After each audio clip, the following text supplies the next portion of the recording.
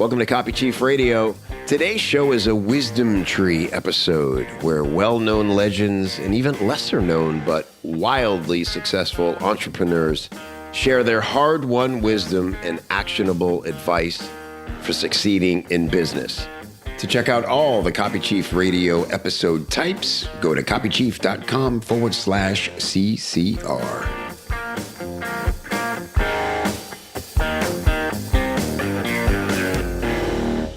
Hey friends, great to have you. Thanks for listening. I really appreciate it. And as usual, I plan to make proper use of your ear hole. Putting me next to your brain means a lot to me. And today, my guest is Jon Dwoskin. Jon is a business coach. I met Jon when I did his show a while back. He's got several great shows and ways that you deliver content very dynamically. Super cool. JonDwoskin.com is where you can find Jon. It's great to have you here. It's great to see you again. Thank you. It's good to see you too. Appreciate it. So everything for you is thinking big. That's kind of what you've reduced all the things you do for entrepreneurs, small business owners. And I don't know, do you also work with executives? Yeah, I work with solopreneurs to Fortune companies. I work with CEOs, executives, leadership teams, managers, and salespeople. And sometimes within organizations, all of those, sometimes one of those, sometimes there's, a handful of those positions. Yeah. And you came to this how? How does one decide to become a business coach? Kevin, I always wanted to be a business coach. I can't explain it. When I was 18 years old, my dad gave me a set of business tapes called The Psychology of Success by Brian Tracy. And so that was 32 years ago. He said, Jonathan, I think you'll learn more from these tapes and these people than you will college. You get less than a 3-point in college. You're coming home. I'm not paying for it. But listen to these tapes. And I put it on my ears, Kevin, and I thought, this is exactly what I want to do. I want to write books. I want to teach people how to grow their business. Business just, I don't know, it always came intuitively to me, where schoolwork and learning scholastically was always very difficult. But learning what I was listening to and what I was reading, it just felt like I was opening up a book that I had read 1,000 times. Yeah, like maybe I learned this in a past life. Like it was just inherent and instinctive to you. Really. Well, I believe that. I believe I believe in past lives. I believe in kind of carrying things forward. And yeah, it was just a very universal feeling. And when I coach, just kind of on that line of past lives, when I coach, I'm able to kind of tap into an energy where I get things downloaded to me to guide clients. I work with successful people who are stuck and get them unstuck. And so I'm able to kind of pull from a lot of things that I know are a gift. So I never take it for granted and I'm always grateful for it. And so I can take my readings, my studies, and then kind of surrender and kind of fall into the process of when I'm coaching. So I can really help people get unstuck on a very cellular level. Yeah, that's really interesting. How much of it is mindset when people are 90%. Stuck? Yeah. 90%. I'll put mindset with courage, because courage, I think, is what I think a lot of people, they have it, but they're scared to jump into it. I'm reading a book for about the third time right now called The War of Art by Stephen Pressfield. I don't know if you've ever read that book, but it's one of my favorite books and I love it. I'm a big Audible listen to. I can retain more when I listen. But one of the books, The War of Art, what he talks about is that we all have two lives. We have the life we're living and the unlived life. And in between that is resistance. And sometimes we're so scared and don't tap into our courage because we don't want what's on the other side. And so I work with my clients to kind of get to the other side. We're going deep, I guess. I love going deep. But that really strikes me because I may have even mentioned this on your show. That book scared me. And I actually didn't finish it. As much as I loved his writing, his position, his vibe, talking about the resistance. And maybe it's because I came to it and this problem I wanted to solve specifically was my resistance around writing. My Achilles heel as a freelance copywriter was getting that first draft done.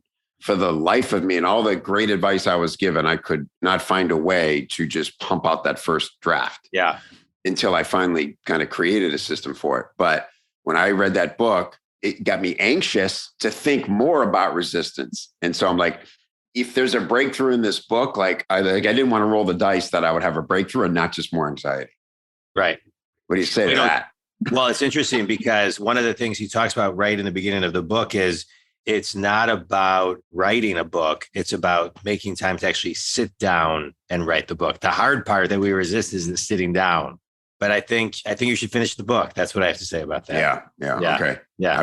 I will. You've reminded me, and I remember how much I loved it. I think I'm better now. I only make my own deadline, so I'm okay. Right. Good. So let's talk about this simple. You've reduced it to a very simple thing of thinking big, which can feel vague. As a copywriter, I might say, well, it's too broad. It can mean different things to different people. Yeah. So how do you define thinking big? Yeah. To me, I define thinking big as doing small things every single day that compound to your big. And that can be a goal. That can be your purpose. That can be your mission. It's all about reverse engineering, rewinding, measuring backwards your goals and really kind of zooming in. I'm a big believer in the compound effect. Everything compounds positively or negatively. If you do small things, it doesn't have to be big. People think it has to be big every day, but it's really small things every day that compound over time. And the only thing that gets in the way of compound is if you stop it. So when I'm working with clients, it's interesting. I'll just share this for a minute. So when I work with clients, I do a 1 to 3 hour deep dive with them where I'm listening to everything of all of their strengths and everything that they're missing that's hidden in plain sight to me. And then after that, depending on their shelf life of how long they can last, I do 15 minutes a week or 30 minutes every other week. That's kind of the cadence of a typical client. And I return every call, text, email, same day if they need me in between. But it's all to keep them consistent so the compound effect continues to work for them. Again, I believe in small, incremental, simple steps. I always do my best to break things down to the very, very simple. But like you said, thinking big, people can interpret it differently, but everybody's got a different kind of starting point. I think many people don't know how to actually reverse engineer to the simple. That's what I do with my clients. Can you give me an example of like a big goal that somebody would reverse engineer and take small steps towards? Yeah. Let's say I'll make it, I think, chewable for people who are maybe listening, because I think one of the things that people are thinking about right now are, I want to start my own business, or how can I do that? Or what can I do? Well, let's say you're making $50,000 a year, right? We'll just use that as a quick example. If you're working 40 hours a week, right? That's 160 hours a month.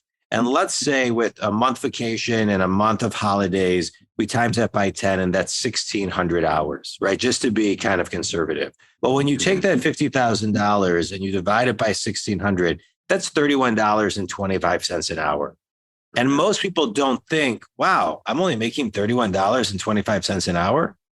My son, this is no disrespect to that, teaches tennis during the summer. He's a sophomore in college. He charges $30 an hour. My daughter is a junior in high school and she's a tutor. She charges $30 an hour. And so when people start thinking of that, they're like, wait a second.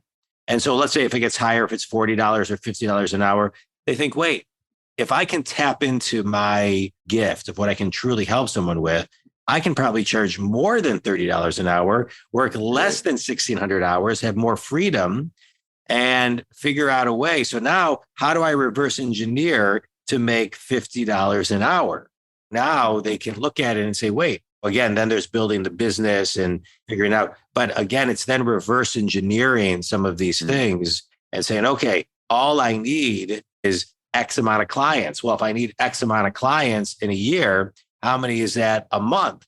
Well, okay, so maybe for this scenario, maybe I just need 5 clients a month at $50 an hour for X amount of hours a month.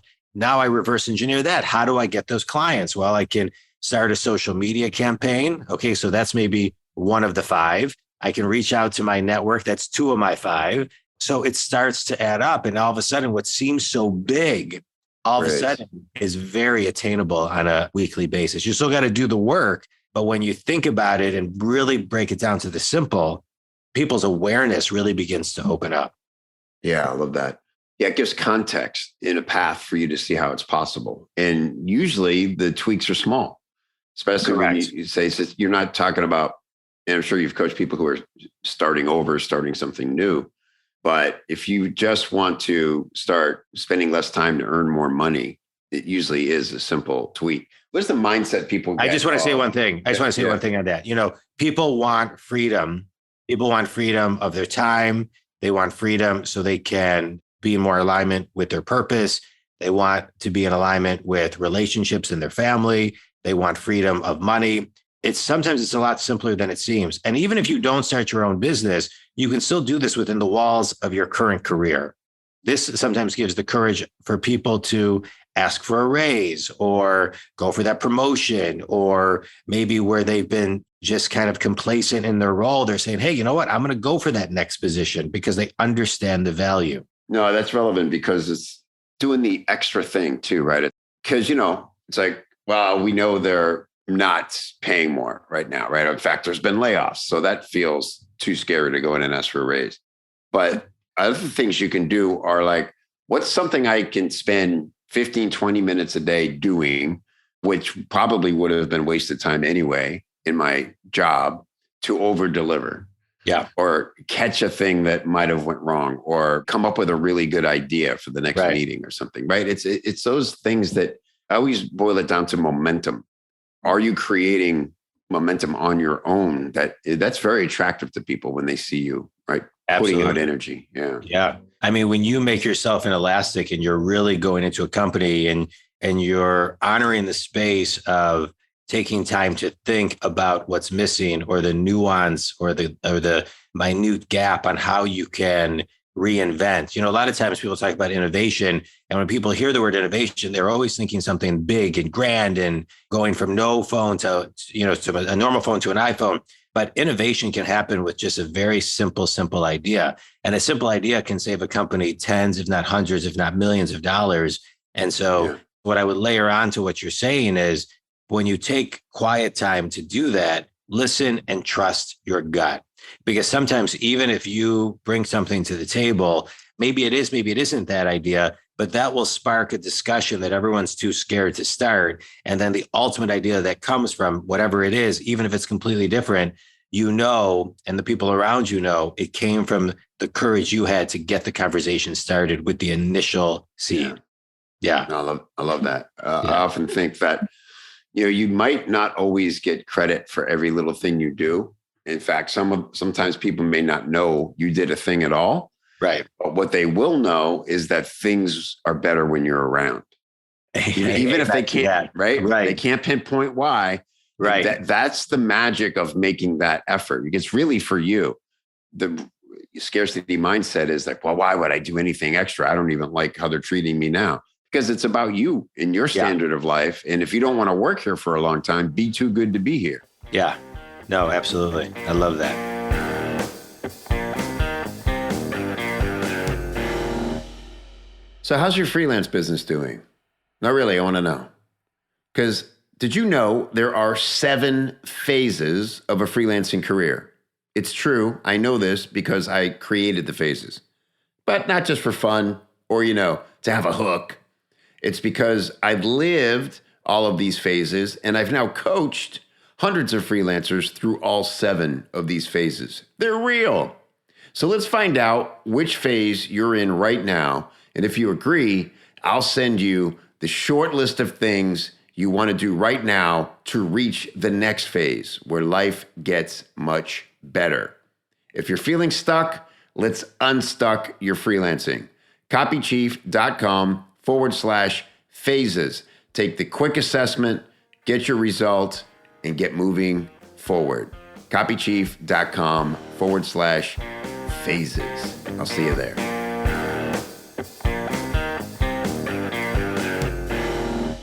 Let's talk about mindset, because this is where it gets deep too, right? I work with freelance copywriters, and pricing is always a big thing. And I'd say about 80%, just to make up a number, I feel pretty confident in, are undercharging. There's like 2 camps. There's like 2 extremes in freelancing. It's either people who are taught to treat it like a biz op, and they way overcharge when they have no ability. And that's just horrible for the whole industry. Those people don't stay around. What I find is really good creatives undervalue so they take it for granted, maybe because it comes easy to them or something. Yeah. And it just feels unnatural for them to have to sell themselves. What do you find is sort of the most common, if there is such a thing, breakthrough for people, particularly around money mindset? So a lot of times people have very limiting beliefs on money and they get caught up in money. And let me just put a footnote. There is sometimes a price that people are just willing to pay.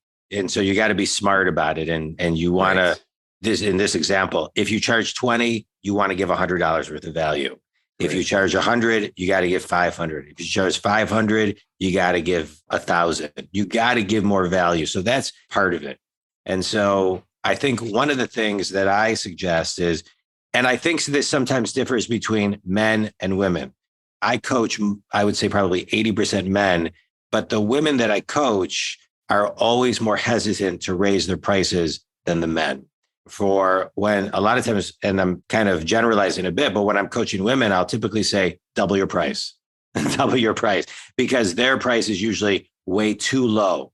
But for both, for any group, I'm always backing into the quantifying. And so when pricing, I think it's really, really important that if somebody calls and says, I'm looking into coaching, how much are you? I say, I need to ask you a couple of questions before I can give you what the investment is. So that's first of all, I don't look at it as a price. I only position the cost of doing business with me as an investment. And so I know right off the bat that if somebody doesn't see it as an investment and sees me as an expense, it's not going to be a long-term relationship. Right. And so when people call me and they're so worried about the money, I know that's usually not a good sign. That's not a good sign of an ideal client of mine, because the ideal client of mine, and I think the ideal client of many, and I would say the ideal client of yours, knows that it may be an investment that they're uncomfortable with if it's too high, but they know the value is there and the return is there. And so one of the things is to slow down the conversation and ask questions of, tell me what you want to accomplish with my services. Tell me and you want to then get a read. Where are you currently with X, Y, and Z? How long have you been in that space or stuck there? 2 years, 3 years, this and the other. Are you getting the same results every time you personally try something different? Okay. If it were different, quantify that for me. What does that mean? Well, it means X. Okay. So, and if X happens, how many clients would you get? I'd probably get an extra 10 clients. And what does that mean per client? Well, it means 10,000 per client. And what's the lifetime value of each client? Well, it's this. Okay. So I'm just kind of generalizing. So, So basically by working with someone like me over the next 2 years, you believe you can make what? $1.5 to $3 million extra dollars? Absolutely. Okay. So now what else do you want to accomplish? Now, let me explain to you, let me share with you how I work with clients. And then I'm going into how I work with clients. This is not just me, but for everybody. Does that resonate with you? Yes. Okay. Any other questions? No. Let's get started. Okay. Well, and then at that point, they'll say, well, what's the investment? Or how much is it? To which you say, the investment is X. Now, even if they need to sit on it and wait, and maybe it's more, you've already quantified it. So you can anchor back into the investment is X. If you worked with me for a year, the investment would be X. And you've already pointed out that the ROI would be $1.5 to $3 million.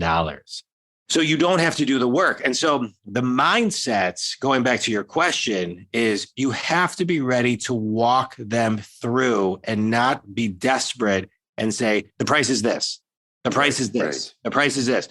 Because I'll have certain people call me where I coach business coaches, but I charge business coaches more. And I'm okay with that, because if I'm going to teach a business coach my system, which I'm happy to do, I'm going to charge you more because the value is there more, because I know what the return on investment is of working with me to grow your coaching business. And if not, go figure it out. You got to kind of take the time and understand your value and get grounded in the Q&A. And this is really important. And we may have talked about this on your show. Whoever asks the questions controls the conversation. And so when you're asking the questions and you're controlling the conversation and then you're determining if this is somebody you want to work with. If at the end they say, I want it. Oh, but that's too much. I don't want to pay for it. Well, you have an option then to say, well, why not? Well, I'm broke. I just went through a divorce, did this. Okay, well, you have a perceived price and a bottom line. I'm happy to. If I talk to someone, they say, Jon, I just went through a divorce. I went through a partnership breakup. I went through this. I can't afford you. I may say, all right, I'll tell you what. How about if I do X, Y, and Z? But that's my choice. That's my choice. Sure. But the first step of the mindset is to know you bring value, to understand what your value is, to know the solution you are to the pain, the guide you are to the advising them of how to grow, walking them through it, spending those 10, 15 minutes, and then seeing yourself first and foremost as an investment, understanding your worth, and then giving an investment. You'll win some, you'll lose some. And if you want to get back the ones that you lose because of a circumstance that you feel is whatever, you're allowed to do that. If not, bygones, and you move on to other people. That's my long mindset answer. That's great. It's really and good. I just want to add one thing. There's a great 60 Minutes episode on mindset, and it talks about all the field goal kickers, and it focuses on Justin Tucker. And it's all about how the field goal kickers, you can Google it. Like no one else on the team can kick a field goal. Like it's a great episode. All these guys are up there. And the episode is called 90% mental and the other 10% is mental. Basically, it's all mental. Yeah. Wow. Yeah. That is such a great isolation of a high pressure moment, right? Yeah. And it's interesting. You say you're exactly right. There is no one else on the team. Like when they lose a kicker gets injured. There's no backup. They don't try to kick. They don't try to kick. They got to go for it. Right. That's really interesting. Doing the math. Yeah. It's such a big thing for freelancers. And I think you're helping me see more clearly, it's a progression. And so what happens, and I get upset at the people in our industry who claim to be coaches and all they talk about is 10,000 a month, 10,000 a month. I'll teach you how to make 10,000 a month, even if you've never written a word of copy. I mean, come on, right? The way to get that much and more is to do exactly what you said is first of all, you have to understand who's a good client for me. Correct. Like you said, what value do I bring? What can I help them do? And if they're sitting on X now, and I know that my methods, if they go the way we hope and anticipate, are going to add 1 or 2% to their revenue. And so it's simple math at that point. But you've got to get to the point where you believe you can do that for somebody. And that comes in the trench. Yeah. Not from a phrase or a script. No, you got to get in it. And just to kind of layer in a little bit more is you got to ask the quantifying questions. You've got to get them to recognize how things will grow their business, affect their business, get more people in the door, or accomplish whatever you are going to do for them. They need to recognize and understand the quantification of that. And so it comes through the questions of that, which I find most people don't ask. There was a study done at Home Depot on, of the 4 checkout lanes, who sells the most warranties. You got the landscape, the construction, the normal, and the self-checkout. And so a lot of times when I'm doing keynotes and I'm talking about the asking for a sale, I'll say, which aisle sells the most warranties? And so everybody raises their hand, they guess. Most people don't guess. It's the self-checkout by 30+% because the computer's not afraid to ask. Oh, wow. Yeah. That's really good. Yeah. I would have never guessed that myself. That's really, really interesting. Yeah. On an unrelated note, I just saw a study. Nick Kolenda, you ever heard of him? Kolenda. I have. Yeah. What is he? He's basically a market researcher and takes everything from a psychological. I'd say he's like a persuasion guy. And he just put out this cool little video about, they did a study when your arm is raised, your palm is raised and you're reaching for something, it feels more valuable to retrieve it. It just changes your brain to go like, I'm here to receive things. And people are willing to pay more when they reach up for something, when their elbow comes above their shoulder or something, than when they're reaching down for it. Isn't that wild? They did a study where they created special sharpening carts where instead of, because that's the inherent problem is now you're pushing with your palms down. So they switched it to where you push it with these handles from, and sure enough, people spent more.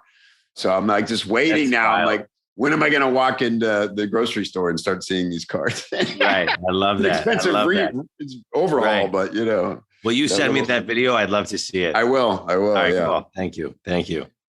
Jon, this has been great. I want to respect time. I want to make sure people know where to find you. JonDwoskin.com, DWOSKIN. Of course, I'll have links in the show notes. Yeah. You offer coaching. You have training programs. You have, like I said, tons of great material, your own podcast. You do these great lives on, I think, Facebook and other platforms. Yeah. What is Thinking Big for you? What's in the future? Thinking big for me. I'll tell you what I recently did. Kevin, I recently turned 50. For me, I thought, the last 25 years have been great. I want the next 25 years to be extra great.